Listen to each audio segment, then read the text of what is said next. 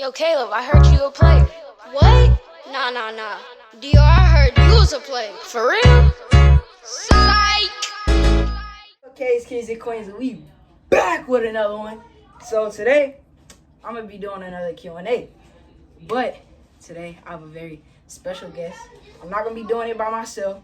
Not gonna be doing it with my cousin. Not gonna be doing it with my dad, my mom, my sister, my brother. Nobody. But the person who passed down my last name to me. My grandpa. Yes, sir, my poppy. What up, man? What's up? What up, my dude? Come sit. Man. Say what's up. Hey, what's happening out there? What's happening to all you people out there that come on Caleb's channel and check him out?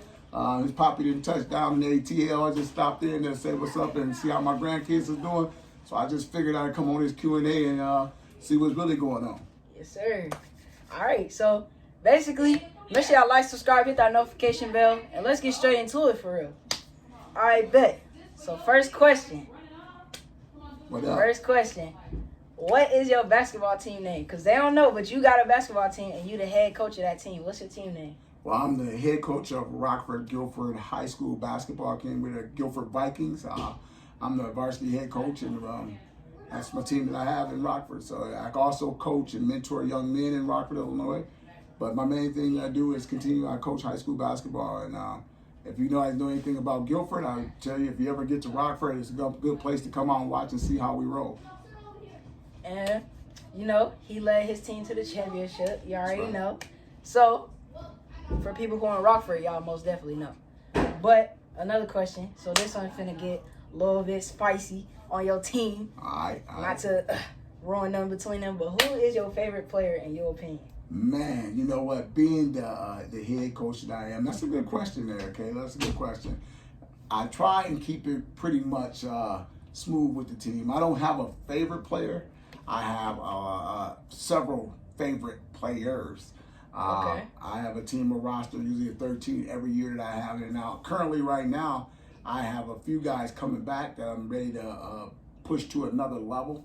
I have an up-and-coming young star, Malachi Johnson. That's a really good ball player. I have an up-and-coming shooter, Jay Webb, as we call him, Jaden Webster. And we also have a few bigs. Cinco is a really tough big player. And we have a couple of good guards that'll be coming in with Connor.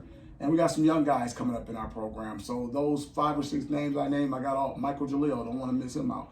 Those kids that I have some excellent guys that's returning, but we have some young guys that's going to be pushing those guys for playing time. One thing at Guilford High School, what we pride ourselves on is we call ourselves a team that creates organized chaos, which means you never know how you're going to get it, but you're going to get it. 32 minutes of HELL when you're on the floor playing against us is what we try to say. Ooh, ain't gonna lie, that's cold. That's cold. That's right. That's hard. That's yes, hard. Sir. Yes, sir. But all right, so another question: are you sad that your seniors is gonna be leaving? Man, yes. Every year, you know, to see my seniors go is always it's a good thing and a bad thing. It's good to see them moving on to the next level and transitioning to the next phase of their life. Because I'd like to think of it as I've had them for 4 years to help the building blocks and foundations to help them become better young men and for them to reach their goals in life. But the sad part comes in is like they're like my boys, and I've put 4 years in them, and you don't like to see your sons go off into this world that's crazy, but also praying and thanking God that I prepared them and helped prepare them for what's to come next. So, you know, especially with me not having my grandsons in town with me, sometimes those boys become my boys until I can get back to see my boys. So Yeah, you know, that's a W answer. W answer. All right, so another question. I don't know if you might remember this. You probably should, actually. Well, what was your first kiss? First kiss, wow. You know, first kiss takes me back to probably about 8th grade, man. Be honest with you, 8th grade. It was this young, beautiful young lady that, you know, I had been talked about. I watched movies and TV, and I'm thinking, "Woo, I want to kiss. This is what I want to do." And back then, you know, you watch TV, you see all the things, and it look like it's like, "Woo, the stars go off and the fireworks," and you actually thinking that. So I was so scared. I was like, and I didn't see no fireworks and no stars because all that was on TV. So I'm like, man, when is the explosion that's gonna happen? So I was actually disappointed because I didn't get no stars and fireworks and explosion. That's it was crazy. just like, okay, done with. You know? That's actually crazy. but mine's actually happened not this year, but last year. This year, but last year. Yeah, last year. I bet When I it better went to been school. PG. That's what it better been. It was, PG. it Okay. was. Make sure it's PG. It was last With no year. names, no names, no No names. names, no PG. names, no names. But it was this girl, and we were on the bus, and then basically, You bumped into her. That's what he did. No, I didn't. He No, I bumped into didn't. her. No, It I was an didn't. accident. We were on the bus. It was an accident. No. We were on the bus, and she sat down next to me, and then I fell asleep, and then she kissed me. So that's part of me being here to give him the book that I got to give him before I leave, because I made a whole trip from Rockford, Illinois, a little ways from Chicago to come down here to make sure that we get this book before I leave, because he's telling me some things that I better make sure he knows before I get back on that plane going back the other way. But all right. So good answer. So for people who might want to know watching this video, how old are you? I'm 52 years old. 52. 52, but looks like he's like 42. Man, that's what I do. They call me Reverend Rev. You know, that's what I do. You know, I try to stay young for the young people so they can see how we get down. Not all people is stuffy and cold. Some of us still look young. Black don't crack. Keep that in mind. For real. So another question for people who might be underestimating you, just know he's a bucket. That's it. I still got that thing. I didn't show him. I came down here. I still showed him that I still got that thing. I don't play with everybody. Because, see, a lot of kids in the city, they don't even see me play. I haven't even, like 3 or 4 years, I haven't put on nothing. But I had to come down here and show my grandson that I still got this thing. He's a bucket. He's probably the only one that I've played for in 2 or 3 years, so I want him to know how special he is. That I came here and I still got on the court with him. So He still gave me the work. he's coming, though. He's coming. I'm getting there. I'm getting there. I tell him all the time, I say, listen, every day you put that work in, that work gonna pay out. Trust the work you put in and it'll be there for you. W answer WW. I bet. So, let's see. What's another? You got any questions for me? Yeah, I tell you what. Here's the question I want to ask you. When you're up and on stage, how do you feel when that mic touches your hand? That's a good question. A lot of people want to know that. How I feel, man, ain't gonna lie. It's like a wave of nervousness, but then like once you start like getting into your groove, like your jam, like you be tuning all that out, you just be doing your own thing, like you just be rocking out, you be, you know what I'm saying? Like at first, when you first hit it, and then like it's like that little nervousness when the music not playing, everybody just focusing their attention on you, then you just standing there with the mic waiting for the music. Then as soon as the music hit, man, that all go away, and I just started jamming. I just started doing my thing. Just flow with it. I just started flowing, you know. I just started doing my thing. You know, I'm a natural born entertainer. That's pretty deep that you say that, because when I was a young man, anybody who knows me always know that I love to have a mic in my hand.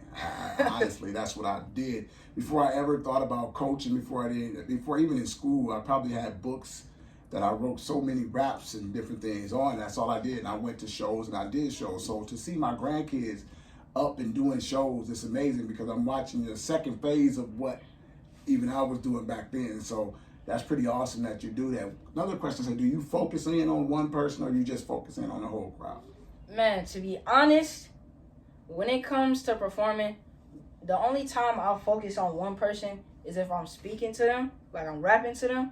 But most of the time, I'm either focused on the camera that's like recording me or taking pictures or whatever, or I'm focused on the whole crowd. That's what's up. So I'm mainly focused on like portions of the crowd. See, when I perform, I like to split it in fours. See, there's this portion, that portion, that portion, and that portion. And then there's different ways you can go. Forward, back, and then to the sides. So me, being a performer, see, mainly when Joe's rapping, that's when I'm to the sides. You know, like I'm going over here, jamming to them, going over here, jamming to them. But when I'm the one that's like rapping, I go forward or back. Because then I'm rapping to the camera when I'm forward. Then when I go back, I'm rapping to the crowd. Right. So you know your stage, you got that stage presence, right? Right. You know, that's big in the entertainment business. You know, having that stage presence is what's out there. My mindset used to be when I was rapping that if I can't get you into what I'm saying, then I'm not doing my job. My job is to come give you a show. The tickets you paid for, I need to make you happy about the tickets you paid for. So, and I see that in you and JoJo and Daniel's, in your rapping and different things, entertainment, that you guys have been good at selling yourself. So Right. just continue to drip that drive, continue to let the shot, continue to remember that there's people out there that actually paid and came to see you. So even whether you're not happy, whatever, keep that drive. Keep that drive, keep that focus, keep that game plan on. Let the stars reach for them, because you know what? If you keep reaching for the stars, you may catch something close to that. It may not be the stars, but if you catch anything close to that, that's better than what most people catch. For real. All right, so I got another question. This is my last question, because I ain't trying to make this video too You long. better make it good, man. You better make it good. How does your hair grow so fast? Man. You know Hold up, but pause real quick. Hold up. You need to send me that picture so I can put this in a video. He was bald. He shaved his head bald. Literally, I might put it right here on the screen when I edit it. But he shaved his head bald. Probably like less than a month later, he has full-grown locks.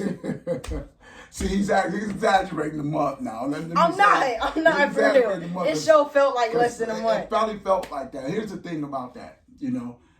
He right. I did cut my hair off bald, and him being he left. He was in Rockford when the time I was bald the last time I think he came. Then come back 3 years later, and this is what you get. But the key is that, you know what? There's no extensions. There's no tightness. It's all me. We always tell them that thank God for my granny. Now here, granny had long whips, drips, whatever. I'm 52, you know, and I still like to rock this thing. So, you know, when you see the length, it's all me. But just to keep 100, you know what? I take care of it. You know, take care of it. And as you can see, him is growing, it's whipping. You know, my grandkids whip. That's just what we do. But you know, I want to take all credit. But knowing that this, you know, with these locks, they also taught me patience. And you know, I one time I like to do things. I like stuff right away. I like my food right away. I like my money right away. I like everything. I like it right away. And because of that, I said, let me grow locks, because with locks, it teaches you the patience of just being who you are and accepting who you are. So some days when I wake up, the locks don't look all that good. Some days they may be a little frizzy. Some days it may be to the left. Some days, but you know, I got to the point to with my patience, I learned that I can lay it down. I can push it back into a ponytail and rock it. I can go get a low fade, cut the sides down, put a couple pulls to the side if I want to, and rock it. So it's taught me that patience to where, you know what, every day may not be the way I want it to be, but it's still going to be the way God wants it to be. And that's the patience that I've got. That's the best answer. The best answer. So make sure y'all like, subscribe, hit that notification bell. And I'm glad I could be here with my starter of the Dixon name of the generation. What's your name?